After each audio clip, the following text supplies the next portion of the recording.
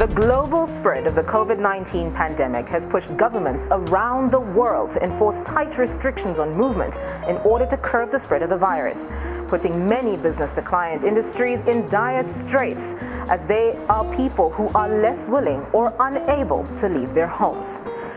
One such industry that might not suffer such impediments, however, is the alcohol and beverage industry.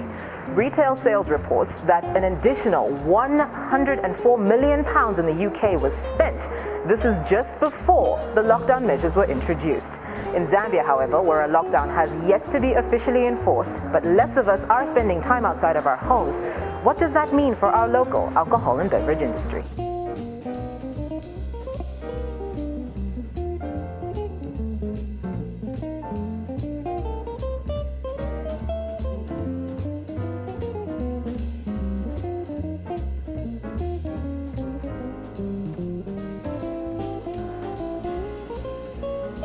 So even in the midst of all this uncertainty and chaos that's going outside, I am in one of my favorite places on planet Earth. I'm in a wine shop. And I am standing here with the co-owner of the Wine Barrel, Mr. Peter Cottan. Thank you for joining me. No, it's great to be here. Thanks for coming along. Awesome. So as I mentioned, there's a lot going on outside that we have to obviously address, and it's affecting your business. So amidst this whole pandemic, how has this impacted running your shop? Yeah, it's pretty scary because we've only been open about 6 months. So we were expecting at this time of the year to things start picking up and, sales could be booming. And then lo and behold, this COVID-19 comes along and hits us right between the eyeballs, So yeah, it's seriously impacted our business because a lot of businesses have closed down, they've been shut, like restaurants and bars, they're our customers, A lot of people have been laid off, so it means their disposable income has been affected, and unfortunately we're not classified as an essential business. Yeah. So, in some countries on a lockdown, we would have been closed down. We're lucky that, we haven't got a lockdown at the moment, so we are still open and trading. So it means that those that can afford, that do have still some money, and maybe drinking at home, that's one benefit. That, the people are allowed to drink from home, and so they'll come and buy from us. And so at least we're sort of maintaining just paying our overheads, but definitely it's impacted on business tremendously. So I see that you have a large range of wines in here and all sorts of drinks, and I see some of my favorites. But so how has this impacted, just importing? Because these are from all over the country, all over the continent. Yes. Well, luckily we did buy a big stock when we opened up and started, and we're still really using that stock.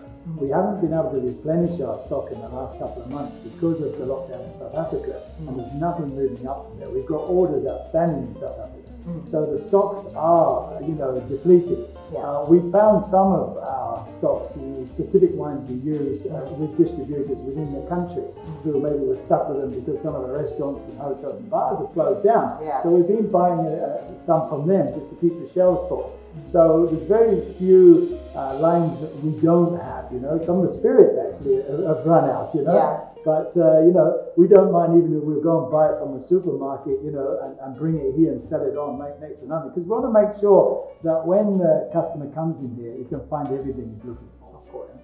So let's talk about post-COVID-19. What do you think that is going to look like for your business, for running the Wine Barrel, and what precautions or any sort of uncertainties that you might have, concerns that you might have going forward?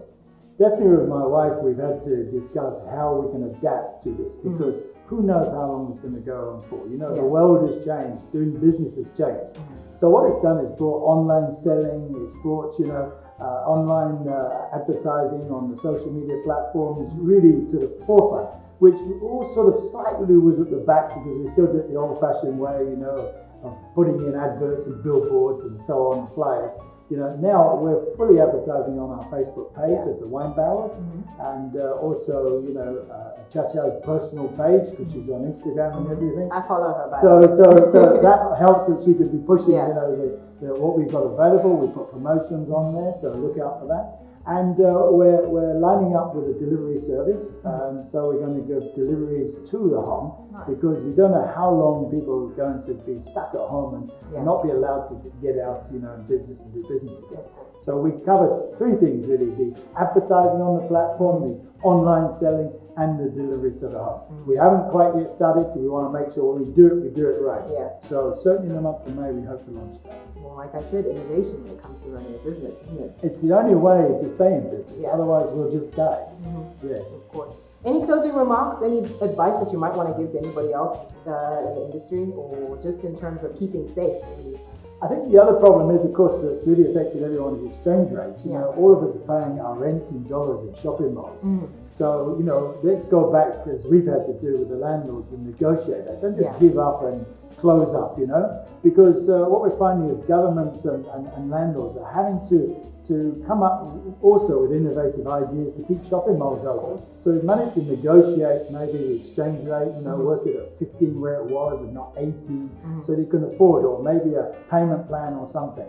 So that's been very important for us to, maintain our overheads, to stay in business, because this is a very, very difficult time. So it's a matter really of go out there and negotiate with your landlords and that to find a way, because they don't want you to leave. My landlord was here this morning and he didn't even talk about the rents. We were just talking about how he's going to keep us here, by keeping all the other tenants.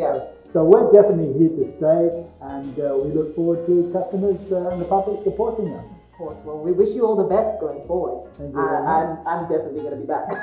Keep drinking the wine, and it's healthy for you. Of course, one glass of wine a day, there's nothing wrong with that. Okay. But thank you for joining me. It's a pleasure. Thank you.